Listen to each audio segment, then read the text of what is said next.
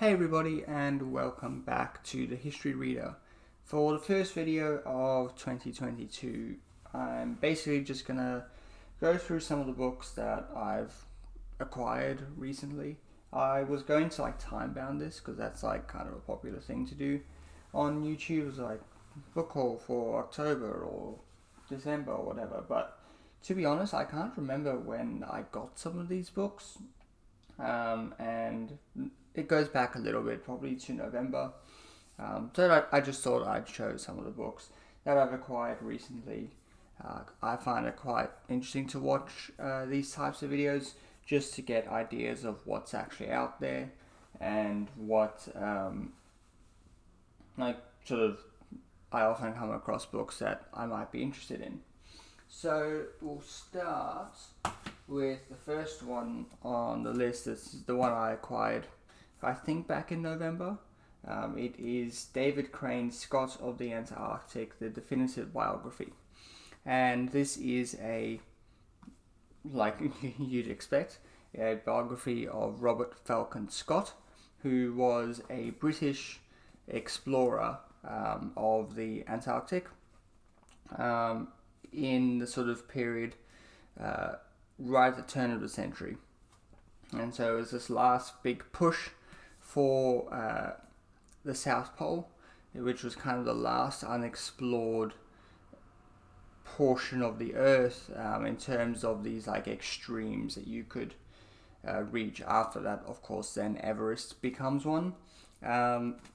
And part of the exploration and that push race for the South Pole was this national pride that Britain held, and all of that gets kind of wrapped up into Scott.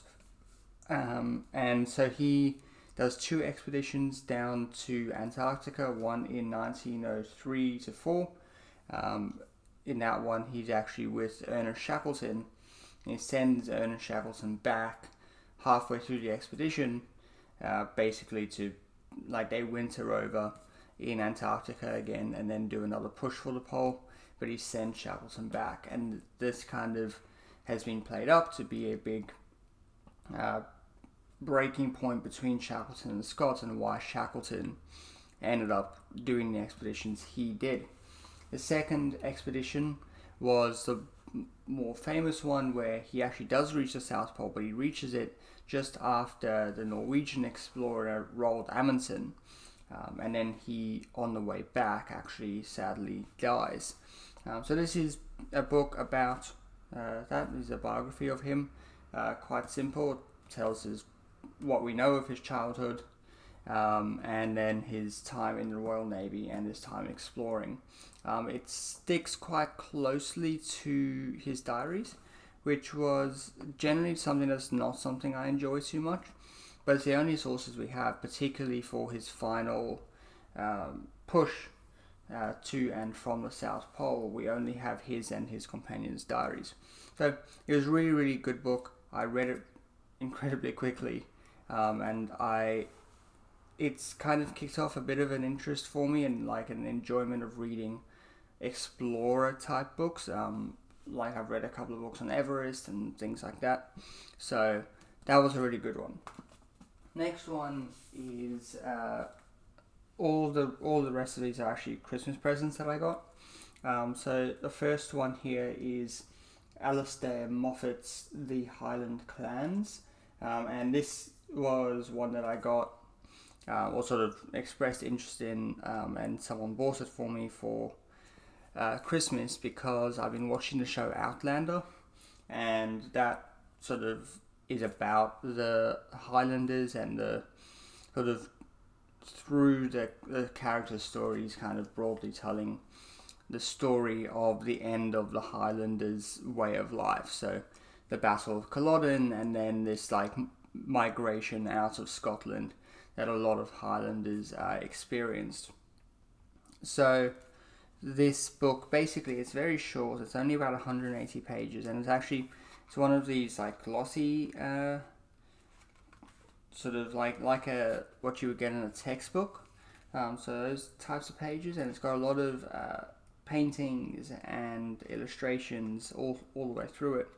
basically telling the story of the clans, how they kind of worked, who the clans were, how they interacted, and then building up to the Battle of Culloden and what then happened after the Battle of Culloden as this Highland way of life disappeared, and then how our understanding of the Highland way of life has come to be. So that's a really interesting book. It's kind of going to be a nice reference book as well, because I'll be able to go through here and find a particular clan and understand what their story was. So that's a really good one. Next one here is Nelson Mandela's Long Walk to Freedom, which is his effectively autobiography / memoir.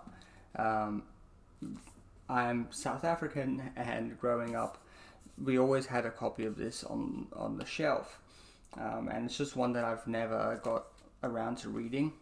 Although actually, because this is such a popular book in South Africa, it's one of those ones that has been sort of converted into a children's book as well. And so I've read the children's book, several times. I've never read the full one. And so it's just something that I do want to get around to reading. And so I received that one for Christmas, and I'll be getting to that probably during this year.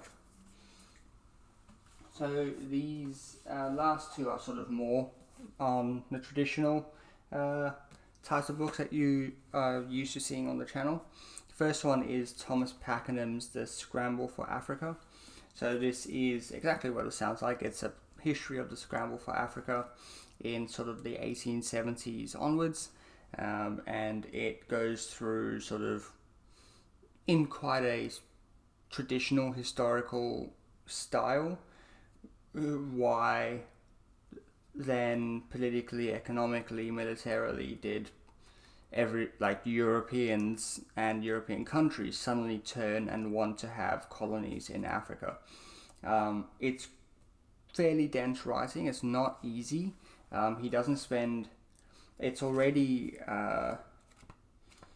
700 pages long, basically, and he doesn't spend a lot of time explaining and setting the scene for you.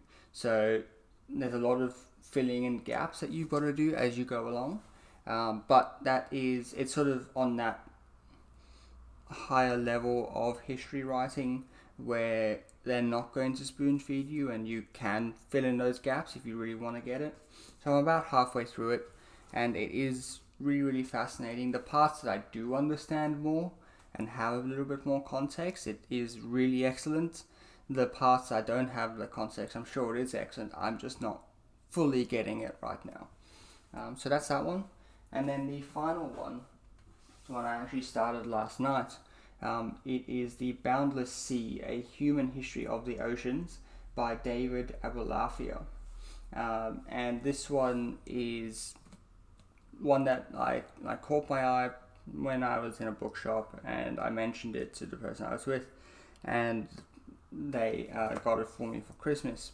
And basically it is what it sounds like. It is basically 1,000 pages on the history of the oceans, and it's done in a kind of interesting way in that part 1 looks at the Pacific Ocean, part 2 looks at the Indian Ocean, part 3 looks at the Atlantic Ocean, and then it goes into part 4, which looks at, it's called Oceans in Conversation, which sort of picks up the story, because each of these sort of take the history of each of those oceans up to about 1500, and then part 4 continues that story from 1500 to 1900, and then part 5 is the oceans contained, and that sort of looks at the bringing the story right up to the present, or 2000 is the date that he's got in here.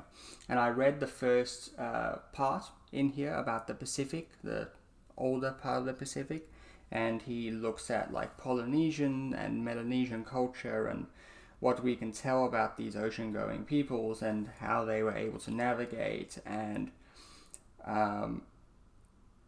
some of the theories and myths and how we actually know what we know through anthropological research and research into things like the languages of these different peoples, all the way from like New Guinea and New Zealand all the way up to Hawaii. And it was really, really fascinating and really cogently written. Like, I flew through part 1 last night and really, really enjoyed it. So this is, I think, going to be one of the highlights of the early part of the year for me.